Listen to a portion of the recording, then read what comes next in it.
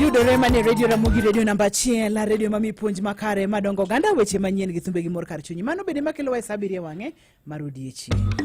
Radio Ramogi. Radio Ramogi, Radio Ramogi, kar chunyi. Radio Ramogi.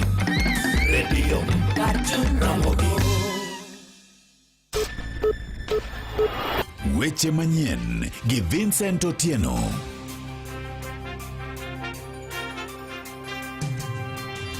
Riwruok mar jogo machiwo chenro mag thieth ne oganda kata public health officers seyo migawo mar thieth magiwacho ni sani koro osetuoto gi oko kendo koro ok dewo gi kaka jogo mabende konyo chwalo chenro mag thieth ne oganda. Moko kuom jodak e kaunti ma Kisumu kwedo mokalo dwaro mag MCAs ma pacho kama koro sundo mondo miyo medgi osara. Ka jodak e chula mar Ngiti mayudore Suba West Sub-County kaunti ma Mabei bende koro kwano lala ma okel gi koth mapek ma nochwe gi yamo e gwenge makono odhiambo manyoro. Amosi ni misawa kamora mora maintie kendo rwaki ni machiegni. Moko kuom jodak e kaunti ma Kisumu kwedo mokalo dwaro mag MCAs mathur kama koro sundo mondo mi koro medgi osara. Bende giwacho ni thoth MCAs go kokalo e ute bura mekgi pok gitimo tijgi mar keto nyong'ong gik ma itimo gi governors e yo makare. Moko kuomgi bende koro sano lokore pako mana governors kar mondo mi koro gigol gigo maricho ma governors timo. Jodago wacho ni dwaro margi mar mondo mi koro medgi osara en gima ok owinjore malong'o gi kindeni makoro piny pek oluwore gi nengo ngima moidho. Kane oloso gi jofwambo, moko kuomgi bende ne owacho ni chandruoge machalo kaka yore maricho ma bende en tich mar MCA pod thoth e kor gwenge moko nego bende koro giketo maino margi dwaro mondo mi koro medgi osara ka gigo monego bende giloso ne oganda to pok gitime e yo mowinjore. Anto kaneno tij MCA e wuodna ato pok aneno tij mar MCA otiyo. Kata manyalo siemo ni MCA mara otimo magi ma ok ane. Kech kuonde moko kidhiye ineno gik moko achiel ariyo adek ba MCA timo, lakini gimara to pok taneno. Obi e ground mondo mi jopiny onyise chandruok ma jopiny kale. Because there's many things mwakale kaka an kumae. Wan gi kaoropo pi turowa. Barabara mane opa ndalo moko machon mo osebugi pi okethogi. To ok wane kata kobire ground mondo mi wanyise shida ma wan godo lab. Komachelo en jodak e chula mar Ngiti mayudore Suba West Sub-County e kaunti ma Mabei bende koro kwano lal ma okel gi koth mapek manyochwe gi yamo e gwenge makono odhiambo manyoro. Kodhno manyochwe e gwenge makono nyo owalo tat ute ma opogore e chulano kama oting'o tat klese 2 mag skund primar mar Ngiti. Wacho bende weyo ka jopuonjre koro onge kama ginyalo chwalo chenro mag somo e yo makare.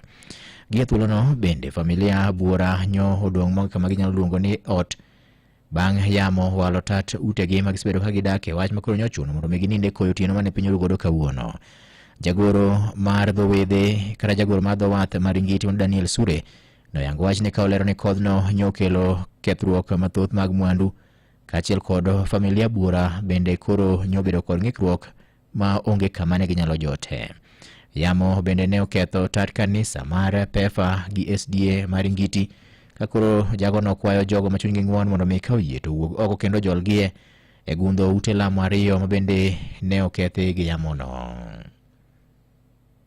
Ne wayudo koth mar tipo mar yamo mar Kagoi mano obiro mano owalo kanisni 2, kanisa PEFA gi kanisa SDA, owalo sikul manyaka ot mar nyithindo mar jo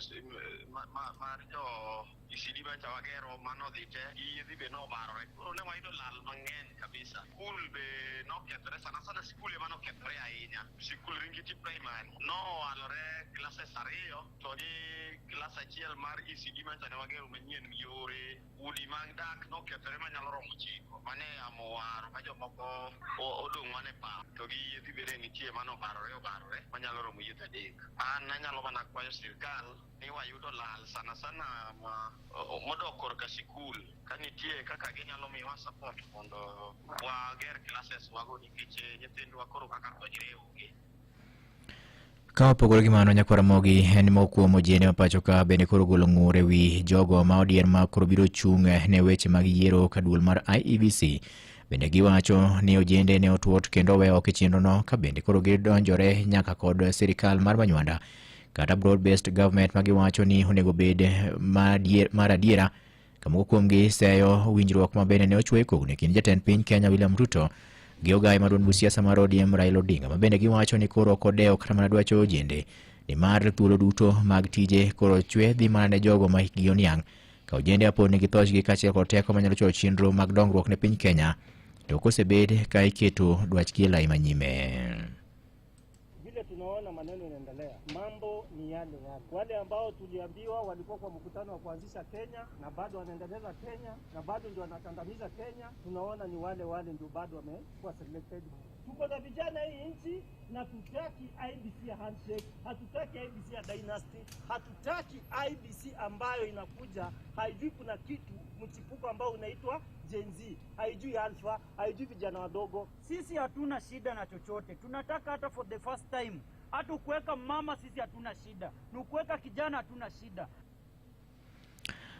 Weche moko nyakoromogi ni ng'at achiel ne owito ngimane kama moko ang'wen to nyodong' kod hinyruok maricho mokalo bang' masira makoch mar apaya ne jukogi e apaya maduong' mawuok Narok ka ochombo Meto Kinyi ma kawuono. Masirano ne ojuko loche ariyo maduto ne riembo ka ochomo Narok ka ochombo Met, ka bende jogo mane oyudo hinyruok to ne otere od thieth maduong' ma Narok.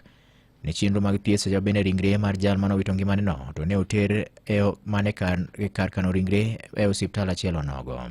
E wachno lipot yango ni nonro matut pod dhi nyime mar yango hie gima dine kel masira makoch mar apaya ma bende koro lal gi ngima ng'at achiel kendo weyo ka ji mamoko ang'wen odong' gi hinyruok maricho mokalo. Weche moko en jodak mawuok gi Kamili Nyamarangari mayudore Masaba Ward e Kuria West Sub-County koro yudo fuong'ruok bang' sirikande kaunti wa Migori kokalo e apis ward representative margi Mano Clarkson Mwita gero negi ulalo magiwacho ne gisedwaro kuom kinde malacha. Kane otelnegi kod Thomas Boke bende ne owacho ni gisebedo kod chandruok ewi kaka ginyalo chwalo chenro mag ohala kanyakla kod timo tudruok gi gwenge mamoko nikech ne onge ulalo mane ginyalo tiyo godo timo mano. Kata kamano Boke wacho ni koro ginyalo ng'ado e aora magichwe gidhi loka komachielo ne chenro duto magidwa timo gi oganda wuok e gwenge makono. Dimar koro lalo ne osegernegi gino bende giserito kuom kinde malacha. Ametukumbuka tumeteseka katika hii kijiji kwa sababu ya hii daraja. Hii daraja imekuwa ndio nguzo na inatuconnect kijiji cha Nyamarangiri, Gikamiri na sehemu zingine kwenda hata Bukira. Kwa hivyo ni furaha kwetu kubwa sana ni kwamba Mheshimiwa Governor Ochilo yako, Mheshimiwa Clarkson ushikilia governor wetu, maana amekukumbuka ili ufikie wananchi. Wach mabende ne osir lwedo gi Isa Andharis ma en ja riemb bodaboda e gwenge makono bende koro wacho ni osebedo kod pek e chwalo chenro mage mag wuoth koluwore ni ne onge lalo ma ne nyalo tudo gweng' kama owuok e gwenge machielo kata e kinde ma bende en kod customer ma odwaro mondo mi koro chwe hotel loka machielo mar gweng' moro. Gavana wetu Ochilo yako ameweza kukumbuka kwa kilio ambacho kimekuwa cha muda mrefu sana. Barabara hii imeweza kututesa sisi kama bodaboda. Tumekuwa tukija na mizigo, tumebeba wateja, tunaanguka hapa, hata mnavyotembea mnaona mashimo vile imekuwa. Ama mara inabidi ushuke ubebe pikipiki usaidiwe ndio ifuke ng'ambo. Kwa hivyo tunasema ni asante, tutaweza kupata unafuu kwa kazi yetu ya bodaboda. Pia mpaka hata wa wenyeji na hii barabara inaenda inaunganisha mpaka Nyamagagana, inaunganisha mpaka huko kwa Ntatumwa. Kwa hivyo tutakuwa na furaha sana. Komachielo en riwruok mar M-Pesa Foundation odonjo e winjruok gi piny owacho mar kaunti ma Siaya kaka yo mar bero chenro mag thieth e gwenge makono. Kane olose kinde keto mise mar gedo mar kar konyruok manyasani mar joma mine kata modern maternity e kar od thieth Matingare Health Center mayudore Ugunja Sub-County e kaunti ma Siaya. Gedono mabende koro idhi tiye gi omenda maromo $50 million. Director mar riwruogno mano Dr. Peter Ndengwa ne owacho ni ka opogore kod wach mar bedo ne gisebedo ka gichwalo chenro mag ohala gisiro bende oganda ma opogore e yore mag thieth. Koke kaunti ma Siaya jafwambo marwa George Amolo gi ler mathoth e wachni. Kanawe kinemanyo ichuogo mise mar chako gedo mar kar nyuol ma igero e kar od thieth ma Tingare e sub-county ma Ugunja e nengo mar $50 jatayore tich ka kambi tudruok mar Safaricom Dr. Peter Ndegwa ofulo ni kopogore gi timo ohala giikore bende mar neno ni gisiro dongruok mag gwenge ahinya to kokalo e yore thieth to kod somo. Tuko hapa to do groundbreaking of Tingare Health Facility. I believe based on the work we are doing, we will make this a level 4 hospital in the future. Tunatengeneza facility ambayo itasaidia mama, itasaidia community, itasaidia kila mtu hapa. There will be 40 bed maternity unit na pia post delivery ward, baby cots, borehole itakuwa hapa. Hamtakuwa na shida ya electricity hapa kwa hii health center. Here in Tingare, we are going to be spending 50 million. Ka ofulo ni Siaya County kende gisetiyo gi ma ok tin ne $200 e siro weche somo to kod thieth. Kwa vile Siaya is one of the most important counties kwa Safaricom, M-Pesa Foundation na Safaricom Foundation, we have spent 200 million. Hapa Siaya County tumetumia pesa hizo kwa shule kama Oboch Primary School, Kametho Primary School na pia kwa health center. Nyangu is under construction na sasa tumeanza hii. Korka kore Gavana ma Siaya James Orengo to puoyo sir ma gisebedo ka giyudo kowuok kuom kambi mar Safaricom ka osingo ikruok ma gin bende gin godo mar neno ni tudruok ma kamano okonyo jopiny. Ile kazi mnafanya kibiashara watu wamejua, lakini kimaendeleo mimi naweza kutoa shuhuda ya kwamba nyinyi mnachapa kazi, si kazi ya kibinafsi, lakini kazi ya kusaidia raia. Kwa hivyo tutafanya hii kazi vizuri. Wale wataalamu ambao county government inatakiwa walete katika hii ambao tunajenga, tutaleta wataalamu. Vile CC wa health amesema tunataka hii iwe sub-county hospital, level 4 hospital. Magigi wacho ka jatend migao mar thieth e kaunti ma Siaya Dr. Martin Konyango bende opuoyo chenro no mowacho ni biro konyo mokalo. This facility in one of the 4 health centers mantie e Ugunja sub-county, lakini wabo fast track ukal bobed sub-county hospital very fast. Mairo bokonyo kabisa because so far 25 kilometers majotuo itero kodo ambira mano dutote wabo chiedo by putting a good facility here. Ne Radio Ramogi e kaunti ma Siaya, an George Amolo. Nyakwaramoga Joang, weche gimedo biro ni kamoro mora maintie kokale nyakalondo mari mihero mar Ramogi. Imedo winjo weche manyien gi Vincent Otieno. Kar tiegruok mar Bandari Maritime Academy mayudore kaunti Mombasa wacho ni ng'anyo mayande jopuonjre e kar tiegruok no ne otimo ne en kolure kod rem yudo ote makare motenore gi tiegruok madhi nyime e kar tiegruok no. Ma en bang' ka jopuonjre go bende koro ramo ni ok gibidok e klas nyaka chop girom gi jatend migao mar chenro mag nam mar yudo ler e wi ng'ur magisebedo godo. Kuke kaunti Mombasa, jafwa marwa Joja Oko giler mathoth e wachni. Wakati mwingine kama wazazi hata sisi tunafanya makosa ya kuwaeleza. Utajua hatujawahi kuwaeleza vizuri vile mambo inaendelea.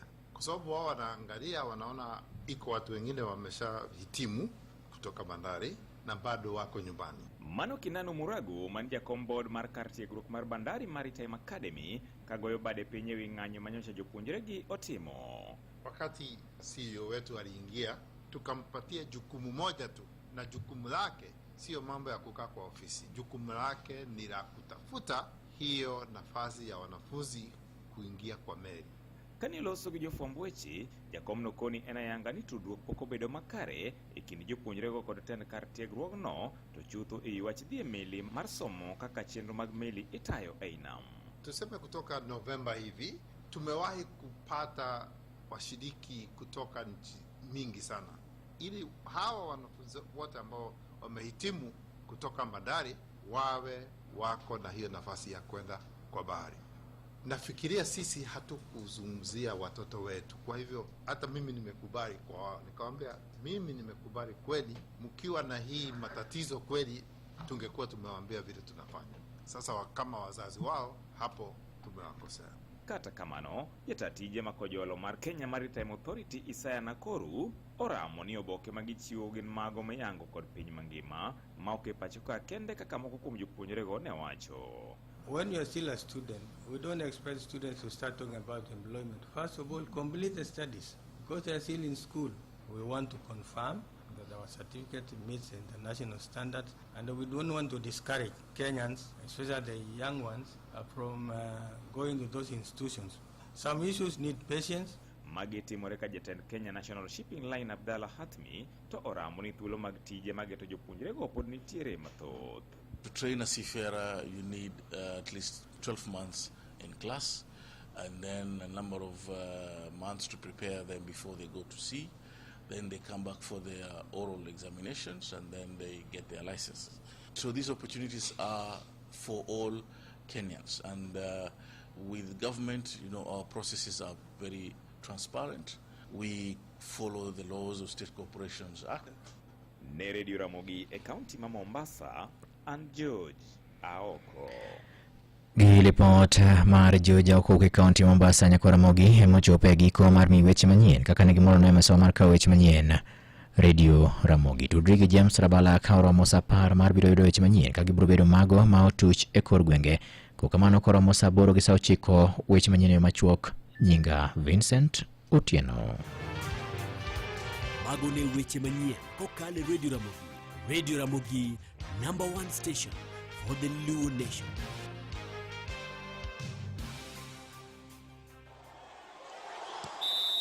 Weche tuke e Radio Ramogi. Machiegni e weche mag tuke nyinga Milton Jaka Black manen jaloch ma silver e tuke mag World Indoor Championship Noah Kibet noyudo thuolo madhi rang'iny manus final 1 mita 800 tieno mokalo e tuke manotim man Nanjing China e tuke mag laro simbo mar piny mangima. Kibet notieke thuolo mar 2 tok Jose Hoy ma piny Amerika ma bende notieke thuolo mokwongo e hit mar 4. Nyawadgi ma bende wuok e piny Kenya ma bende en jaloch mar Afrika Alex Ngeno Kipngetich bende noyudo thuolo madhi rang'iny ma semi-final e hit mare tok tieko e tok Yakub Daikana mar Czech Republic ma bende nolo e tugono. Korka jok mamine jaloch mar midila mar silver e tuke mag Afrika Lilian Odira bende noyudo thuolo mar chopo e rang'iny mar nus final bang' tieko e thuolo mar 2 tok Patricia Silva mawuok e piny Portugal. Kata kamano jo Kenya V Collins Kipruto to gi Vivian Chebet ne ok oyudo thuolo mar dhi mbele. Komachielo bende ni kocha mar Mofa ma en tim manie lig mar NSL e pacho kaeri Charles Odero owacho ni nitiere nyau moro kuom joloyo mage gino momiyo gisebedo ka giyudo duoko maber. Sani koro dwaro ni jotugo mage mondo tim maber e seche ma bende gidhi romo gi tim mar Mombasa United e giko dirani. Vijana wametrain vizuri, tumewaka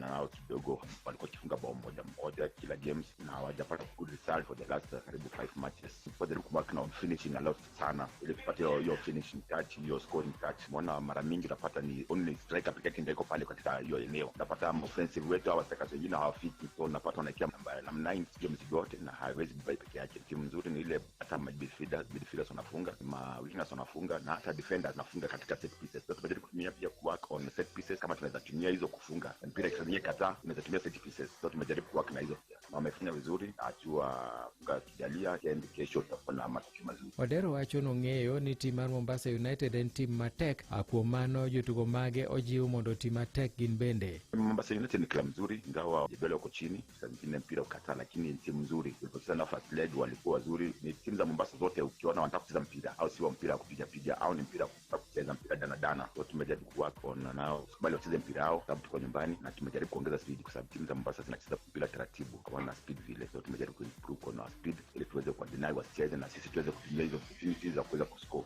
Tusicheze kama hao, tucheze lakini na tucheze kama tukatapiga dana lakini na speed. Mairi biro bedo tugo mar 2 ma Charles Odero telo ne tim nero mar Mofa ma bende nie thuolo mar 8 bang' tuke 20 kod 3. Komachielo bende ni kapten mar Ingereza Harry Kane owacho ni johera mag adhula e piny Ingereza ok osebedo ka kawo gonde moloyo ka gimoro kaluwore gi bedo noselo gonde mang'eny ma jopiny ong'iyogo. Jatugo nero ma jegni 31 en achiel kuom jogo eko moselo gonde mang'eny mokalo ka sani en ma en gi rekod mar gonde 69 kuom tuke 103 mosetugo ne piny Ingereza. Sani koro nyalo medo gondege otieno ma kawuono e seche ma bende gidhi tugo e e paw tuke ma Wembley gi tim mar Albania mar laro tuke kata thuolo madhi e World Cup ma higa 2026. Kane bende oselo gonde 76 kuom tuke 82 ne tim mar German Bayern Munich, kendo en jatugo machon ma Tottenham ma bende tugo mare ne osenyiso ni malo. Komachielo, Vinicius Junior noloyo e dakika mogik mokonyo tim mar Brazil loyo tim mar Colombia e tuke mag laro thuolo madhi e World Cup korka timbe mantiere South America. Otieno mokalo tugo nero notimore e piny ero mar Brazil, kama bende Vinicius Junior ne otiyo matek moloyo dakika ma 96 magitieko gonde 2-1. Joloch ndalo 5 mag piny mangima go eko ema nokuongo loyo dakika mar 6 kokalo kuom penalty manogo bende gi Vinicius Junior, kaeto bang'e nero Luis Diaz nodogo rucho penalty no ero. Brazil koro notieko tugo makamano ka gine joloch gi gonde 2-1. Magi weche tuke, an Milton Ochieng'. Awinjo weche tuke e Radio Ramogi, kar chuny jaluo. Tolona mar bede studio serumo katurumo kikisudi kasukura file bota e chendo madonse Friday edition. In mi bedo kode thulono duto te erokamano makende ni mwatudore kode yore mopogore aduoko ni erokamano makende samoro bende ni winja to kwa tudore yo mora to nikete nyakalondo mar Ramogi aduoko ni erokamano makende. Bed gi weekend ma super, bed gi weekend ma fine to mana gi Ramogi TV kachiel kod Ramogi FM. Mani luonga ni Ruth Otieno, oriti masani. Warom Ramogi TV sapagarie wange marudhiambo.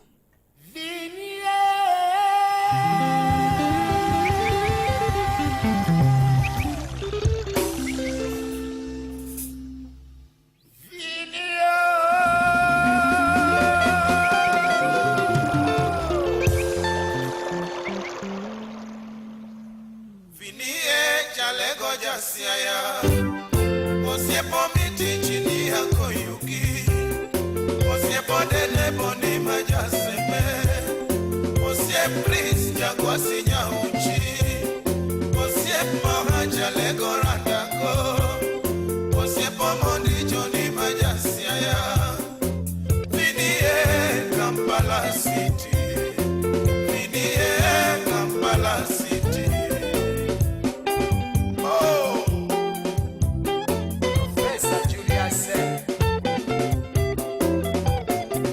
Kampala City.